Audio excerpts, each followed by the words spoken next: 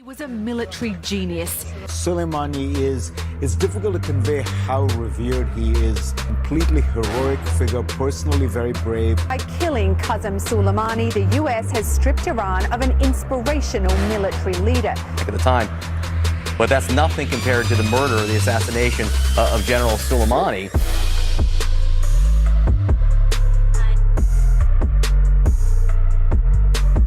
As you've all probably heard by now, we bombed an Iranian Revolutionary Guard commander and terrorist who is responsible for over 6,000 attacks against U.S. coalition forces and around 500 U.S. service member deaths. However, a Republican president who is obsessively hated by a partisan media approved the strike. So of course, they're siding with America's enemies and circling the wagons around a terrorist. He was a military genius. Soleimani it's difficult to convey how revered he is. Completely heroic figure, personally very brave. By killing Qasem Soleimani, the U.S. has stripped Iran of an inspirational military leader. At the time.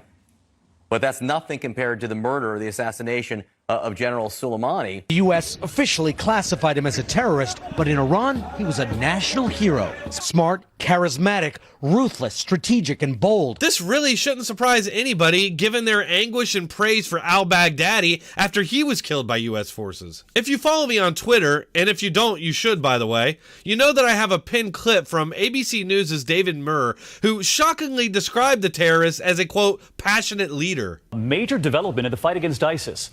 Abu al-Baghdadi, the passionate leader with a taste for Western luxury. Others in the media echoed his praise, with the Washington Post actually calling him an austere scholar. This is a terrorist who targeted kids at a music concert. This is our enemy, a guy who has killed Americans. Why give him these accolades? To hurt Trump? Even Iraqis were celebrating this guy's death.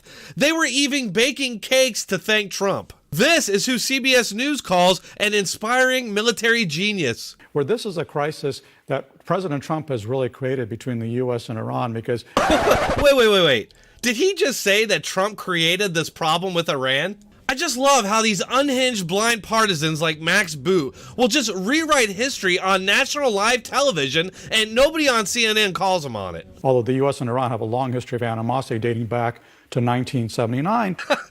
So Trump didn't create this problem. Relations had actually quieted down quite a bit since President Obama concluded the Iranian nuclear deal. Tensions at ease, huh? In 2016, Iran took 2 U.S. naval vessels hostage, then took pictures of the captured U.S. sailors and used them as propaganda. Oh yeah, those tensions, those are eased. We'll get right back to this media malpractice, but first let me take a quick moment to thank this episode's sponsor, PatrioticLegacy.com. PatrioticLegacy.com was nice enough to send me over one of these units so I could give you an honest review. I love this tactical flashlight. It's got everything you would ever need. 6 overall lighting functions, escape features like the window hammer and the seatbelt cutter, solar charging so you don't need batteries, a power bank for charging your phone and other devices, and a removable compass with access to a personal safety alarm.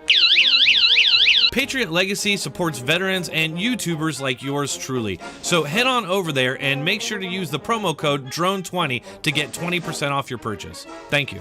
When I see reports like this coming from politically partisan media, it really comes off to me as propaganda for our enemies. The media played these exact same games during the Bush administration, yet when Obama becomes president, suddenly controversy over military conflicts is just gone, and they all dutifully lined up behind their president. Obama even promised to end all the wars, yet ended up bombing more countries than Bush did and got a Nobel Peace Prize for it. Do you remember any protests over Obama's military conflicts? I sure don't. When his administration took out the leader of Libya, Muammar Gaddafi, the media applauded it, and Hillary Clinton glowingly bragged about it. That is the land of unconfirmed. Yes, we came, we saw, he died. Did it have anything to do with your visit? No, I'm sure it did.